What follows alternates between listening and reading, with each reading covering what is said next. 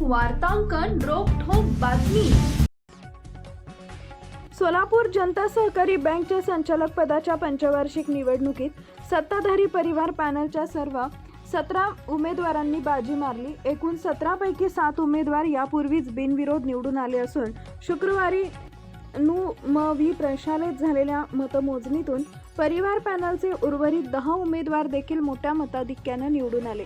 या पंचवार्षिक निवडणुकीत एकूण 51,494 मतदारांपैकी 5,669 मतदारांनी म्हणजेच 11.2% मतदारांनी मतदान केले। यातील 5,488 मते वैध तर 191 मते अवैध ठरली। या निवडणुकीसाठीच्या 4 मतदारसंघांपैकी सोलापूर महानगरपालिका क्षेत्रापासून 25 किलोमीटरच्या बाहेरील मतदारसंघातून डॉक्टर हर्षद डंबळ, ॲडव्होकेट मिलिंद कुलकर्णी, अमित आपटे आणि चरणसिंग चौहान, महिला मतदारसंघातून चंद्रिका चौहान आणि गौरी आंबेडकर, तर अनुसूचित जाती जमाती मतदारसंघातून रवींद्र साळे हे बिनविरोध निवडून आले।